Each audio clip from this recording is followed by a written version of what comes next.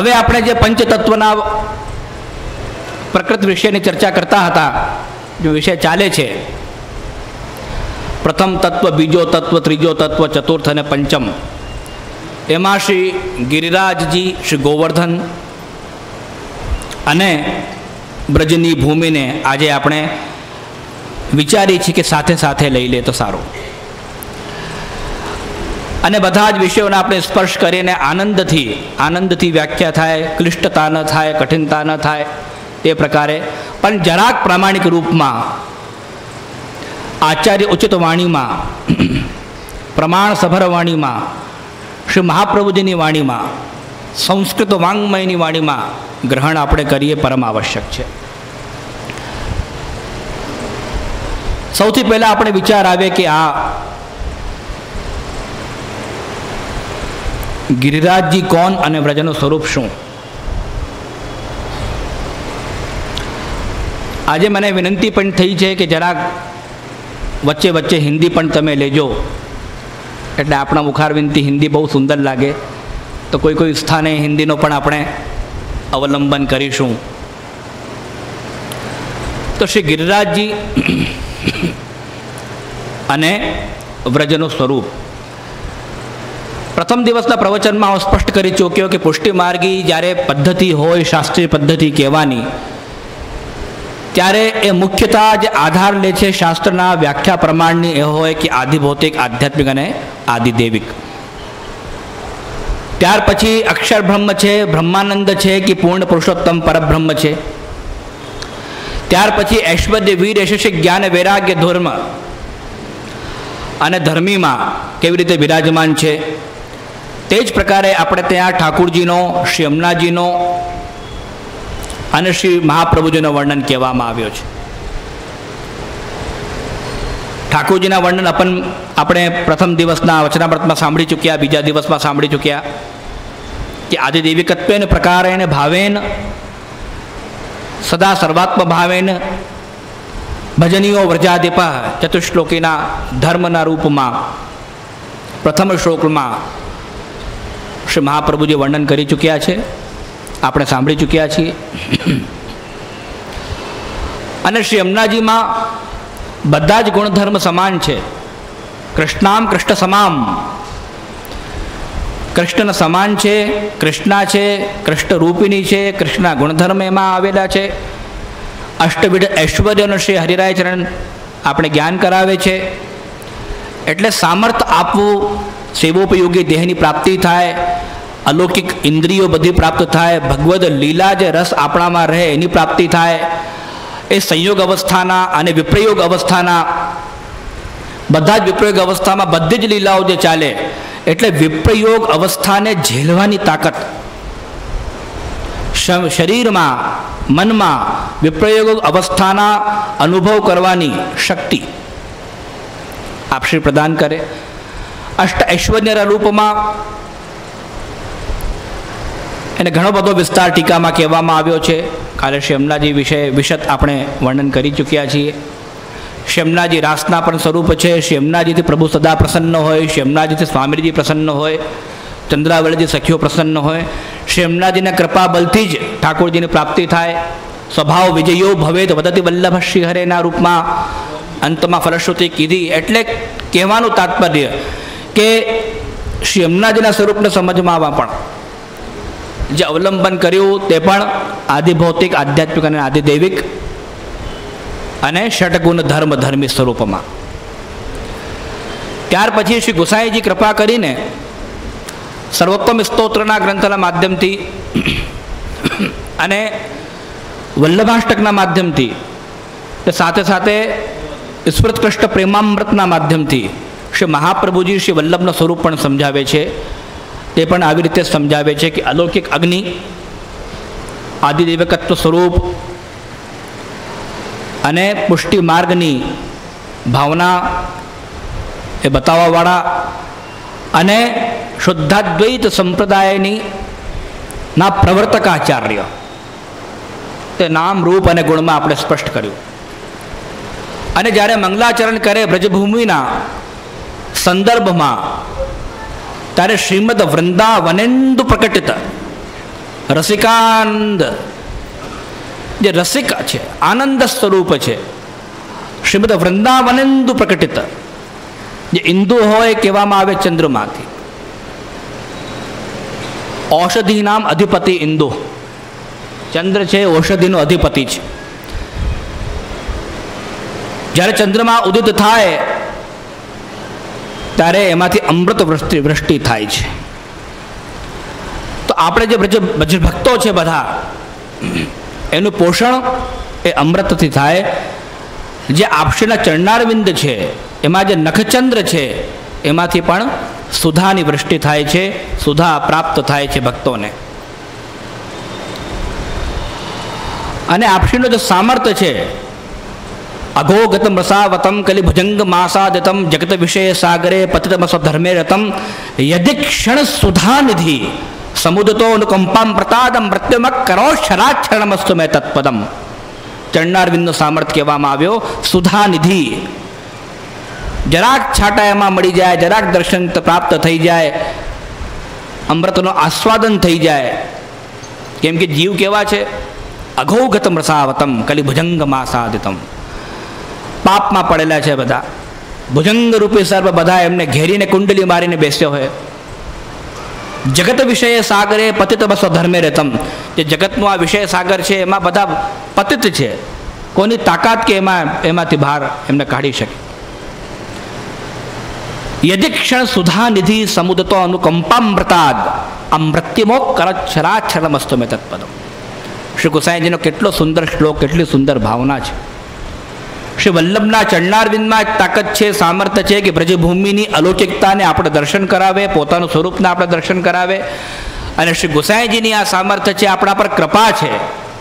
સામર્થ્ય તો છે જ, આપણા ઉપર કૃપા છે કે આ બધા શ્લોકોના માધ્યમથી, દ્રષ્ટાંતોના માધ્યમથી, કીર્તનોના માધ્યમથી, ભગવદ્ ગુણાનુવાદના માધ્યમથી શ્રી ગિરિરાજજીનો અલૌકિક અને દિવ્ય સ્વરૂપ, સાથે સાથે વ્રજભૂમિનો અલૌકિક અને દિવ્ય સ્વરૂપના આપણે દર્શન કરાવે. શ્રીમદ વૃંદાવનેન્દુ પ્રકટિત રસિકાનંદ સંધો રૂપ સ્વર્જદ્રાસાદ લીલામૃત જલધિ ભરાક્રાંત સર્વોપી શશ્વત. જે રાસ લીલા રૂપી અમૃત સમુદ્ર છે એનું પાન કરાવે, વૃંદાવનના જે સ્વરૂપ છે, ગોકુલનું જે સ્વરૂપ છે એનું આપણે ધ્યાન કરાવે. તે પ્રકારે શ્રી મહાપ્રભુજીને આપણે ધર્મી, ધર્મ અને ષટગુણથી યુક્ત આપણે વિચારીએ છીએ.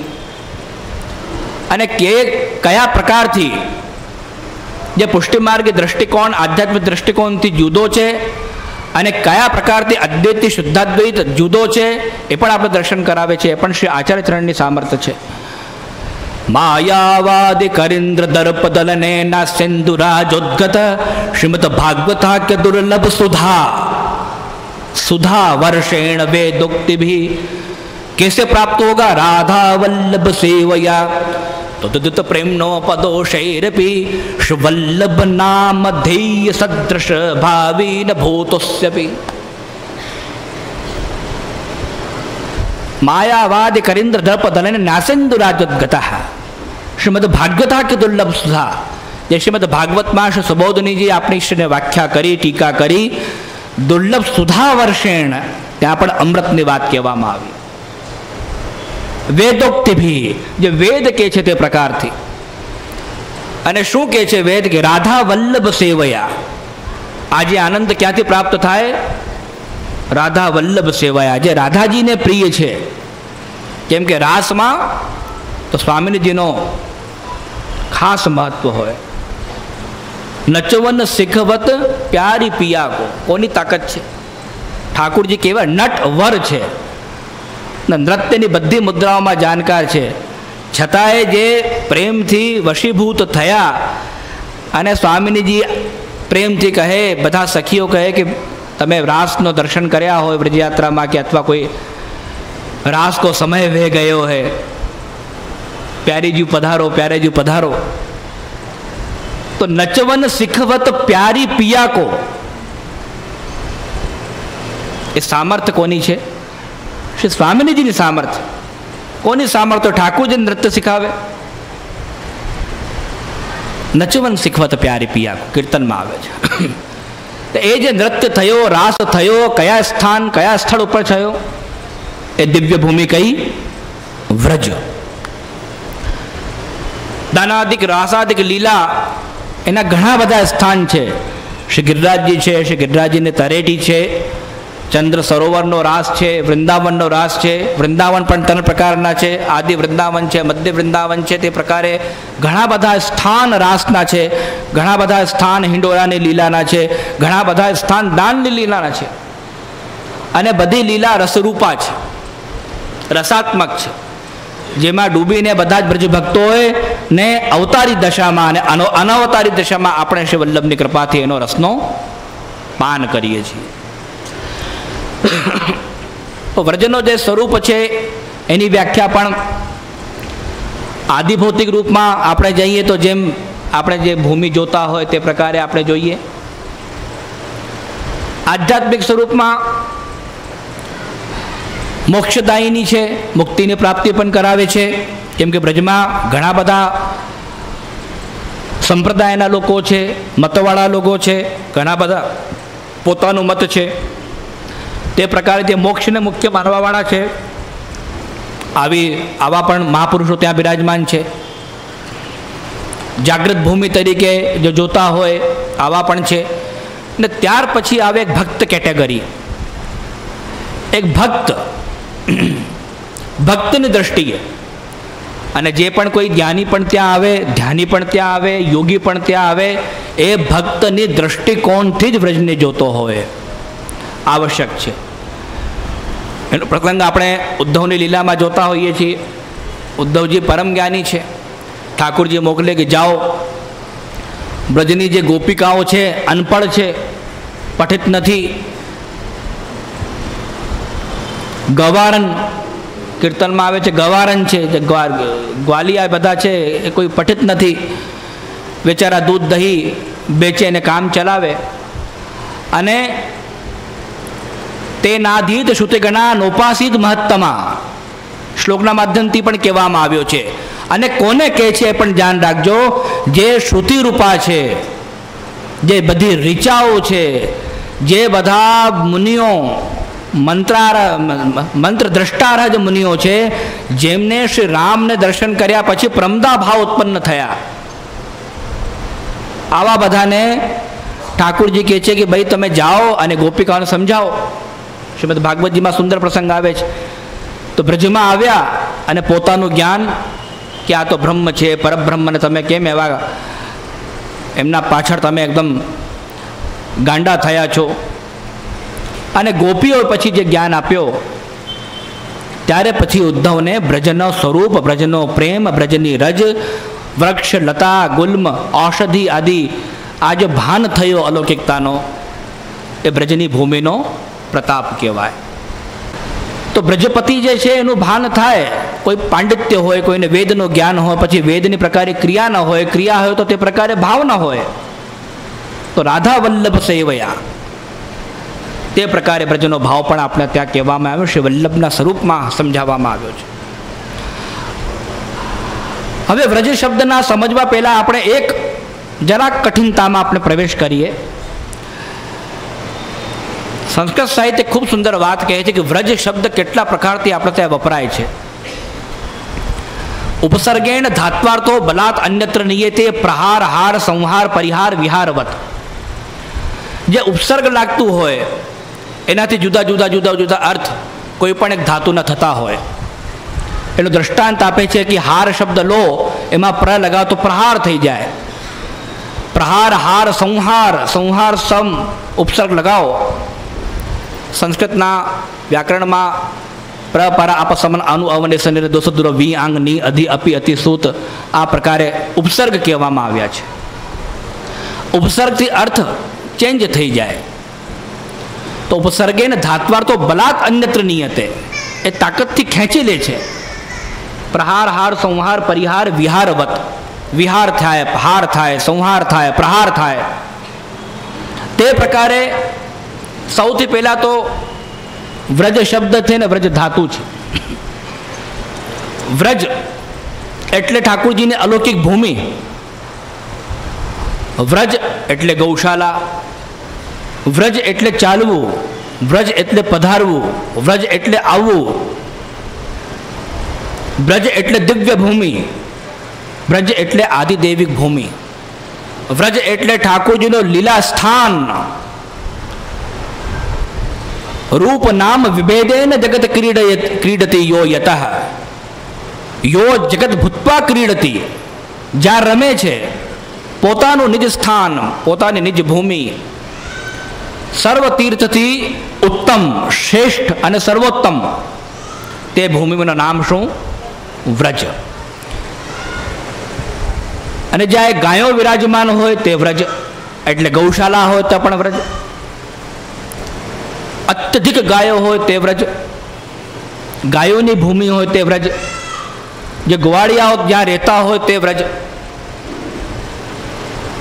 વૈકુંઠ વિસરાયો, ગાયો છે વ્રજ છાયો વૈકુંઠ વિસરાયો. તો ગાયોના જે પગથી જે પવિત્ર ભૂમિ હોય તે વ્રજ. અને કેટલી ગાયો છે વ્રજમાં? ભજનમાં આવે છે, નો લખ ગાય ચરે બાબા નંદ કે, નિત नूतन माखन होए. 9 लाख गाय तो श्री नंदराई जी की हैं, फिर उपनंद आदि की गाय अलग. तो ऐसा जो ब्रज है उसका अनेक श्लोकों के माध्यम से भी वर्णन किया गया है. परंतु जो ब्रज कैसा है, उत्तम स्थान कि जो गौशाला है वो ब्रज है, जहाँ ठाकुर जी के चरण पड़े हों वो ब्रज है, गायों से जो अच्छा देते वो ब्रज है, उस प्रकार से मानना चाहिए. तो व्रज એટલે વ્રજતી, વ્રજ ધાતુ પણ છે, જ્યાં પ્રભુ ગાયો પાછળ ચાલે એ વ્રજ છે. અને પ્રકારે આપણે વિચાર કરીએ તો ઠાકુરજી આજ્ઞા કરે છે ગીતામાં કે મામેકમ શરણમ વ્રજ અહમ ત્વા સર્વ પાપ્યભ્યો મોક્ષિષ્યામિ મા શુચઃ. श्री गोसाई जी आज्ञा करे छे कि आ गीताजी नो मुख्य श्लोक छे, माम एकम शरणम व्रज. माम एकम, बीजो कोई नहीं, निश्चित करी दीधु, एकम शरणम व्रज, आओ मारा पासे. केम? अहम त्वा सर्व पापेभ्यो मोक्षयिष्यामि. ठाकुर जी में सामर्थ्य छे. मां शुचः. पधारवो, पहोंचो, आ बधा धातुना अर्थमां व्रजनो अर्थ छे. विदा थाओ पण अर्थ छे, सेवाथी निवृत्त थाओ पण अर्थ छे, पाछळ हटो पण एवो अर्थ छे. जे समय व्यतीत थाय, इयम व्रजति यामिनी, ज्यां यामिनी छे, रासनी छे यामिनी, अथवा कोई प्रकारे जे रात्रि छे व्रजति, ते प्रकारे पण व्रजनो अर्थ छे. उपसर्ग लागे एटले अनुव्रज थाय. पीछे जवाना अर्थमां, पीछे से जवानुं अर्थमां, અને કોઈ પણ મદદ લેવી તે અર્થમાં પણ અનુવ્રજનો શબ્દનો અર્થ છે.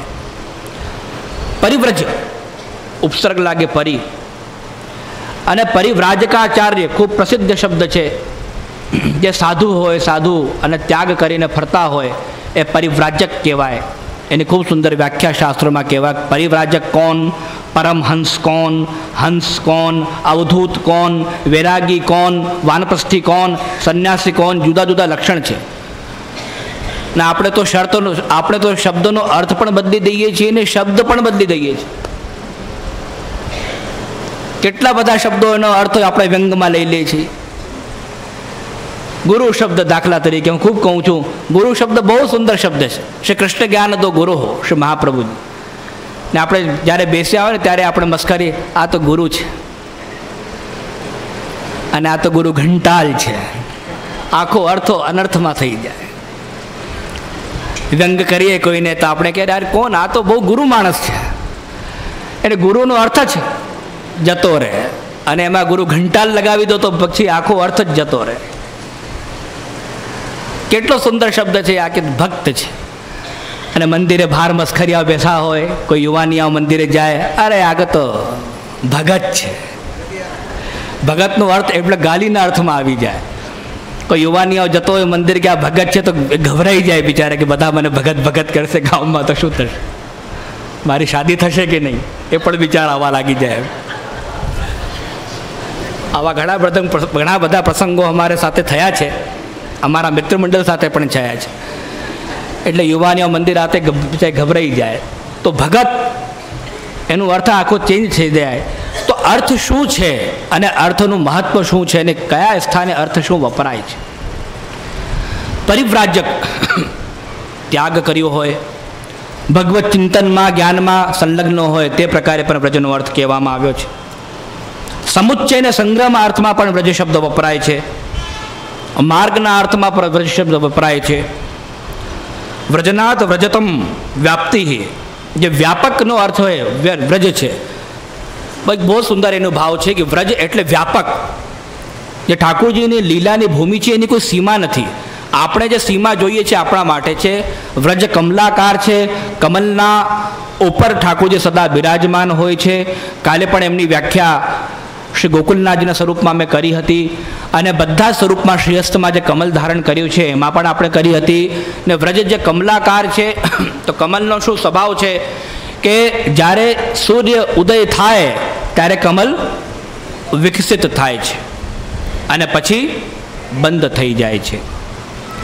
ને જ્યારે બંધ થાય ત્યારે એ કમલમાં ભ્રમરરૂપ પરાગનો એટલે ભાવનો ભક્તના હૃદય કમલમાં બિરાજમાન ભાવનો પાન કરવા માટે મત્ત ભ્રમર સ્વરૂપ ઠાકોરજી બિરાજિત થાય છે. અને કમલમાં સામર્થ્ય છે કે જે ષટપદ છે, કૃષ્ણ માટે શબ્દ વપરાવ્યો છે. કમલ કૃષ્ણ કેવા છે, ભ્રમર જેવા છે. તો ભ્રમર એ કોઈ પણ બંધાનથી બંધાય નહીં. એમાં આટલી તાકાત હોય કે કાષ્ઠના જે બાંસ હોય એમાં છિદ્ર કરીને પોતાનું ઘર બનાવીને રહેતો હોય.